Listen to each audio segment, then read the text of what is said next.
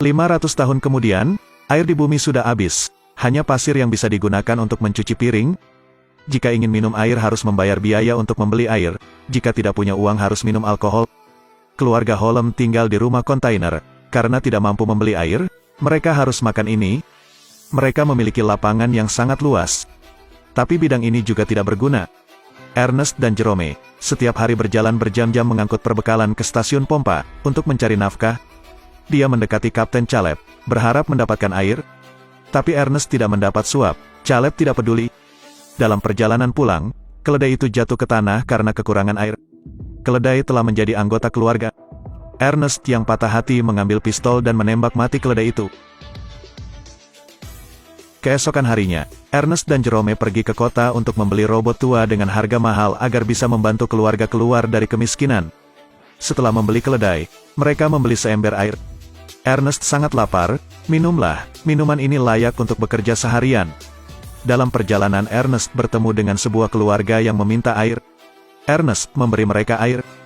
Putri Mary punya pacar bernama Flem. Dia selalu berbicara tidak sopan kepada Ernest, tidak menghormati orang dewasa. Kali ini dia datang untuk meminjam robot Ernest.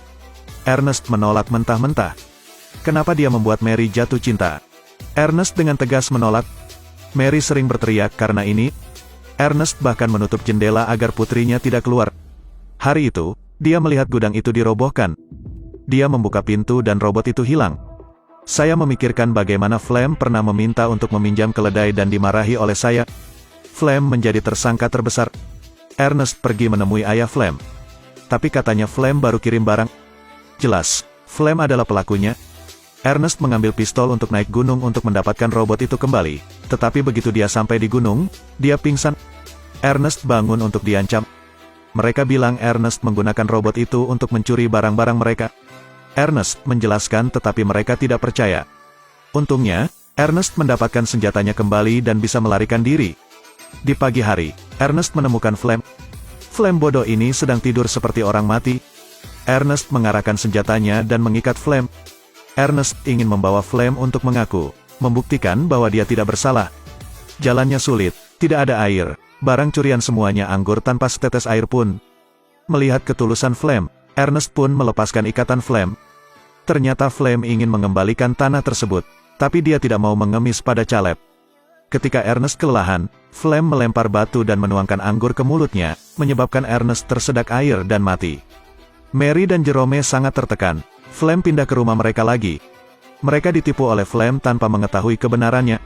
Flem kemudian menjangkau Caleb, mengeluarkan belati dan memaksanya untuk mengganti saluran air. Jika tidak, dia akan difitnah sebagai pembunuhnya. Ternyata mereka mengalami konflik, sehingga semua orang akan mempercayai perkataan Flem. Caleb harus setuju. Begitu saja, tanah itu ada sumber airnya. Flem mencoba bekerja setiap hari. Waktu telah berlalu, kecambah hijau telah tumbuh sebagai antisipasi. Sekarang Maria hamil. Gadis itu dan Flem mengadakan pernikahan. Tapi hari itu, Flem mabuk dan merasa menyesal. Hari itu, masalah terjadi. Bankir datang untuk mencari Flem. Karena Ernest meminjam uang dalam jumlah besar, tanah itu kini disita. Flem tentu saja tidak akan setuju.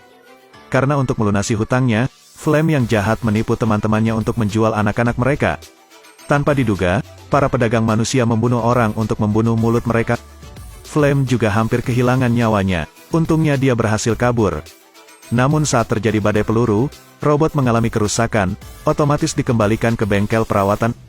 Pemilik toko berdasarkan informasi, bernama Jerome. Tak disangka, ada kamera di dalamnya. Semua kejadian sebelumnya terekam. Jerome melihat momen dirinya dan ayahnya, dia tersenyum.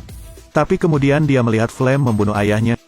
Dia kaget. Selama 1 tahun ini, aku tinggal bersama pembunuh ayahku. Belakangan juga terlihat bahwa Flem membunuh temannya. Tetapi Jerome tidak mengatakan yang sebenarnya. Dia menyusun rencana balas dendam. Pertama berpura-pura menjadi teman yang sudah meninggal, lalu mengirim surat ke Flem untuk mengantarkan makanan. Saat Flem curiga, dia jatuh ke dalam perangkap Jerome dan kakinya patah. Pada saat ini, Jerome muncul dengan dingin. Melihat Jerome melempar batu itu, Flem mengerti. Ternyata dia tahu yang sebenarnya. Dia sekali lagi memohon Jerome untuk mengampuni dia. Tapi bagaimanapun juga, Jerome tidak tergerak. Jerome mengambil senjatanya dan mengirim Flem untuk menemui ayahnya. Kemudian dia diam-diam membawa keledai itu kembali ke rumah. Agar kebenaran terkubur selamanya, Jerome menghapus semua data. Apalagi lagi, melihat jelai sudah memasuki musim panen, Jerome memutuskan untuk menjadi pencari nafkah keluarga. Pada akhirnya, tanah memberi mereka kehidupan yang layak.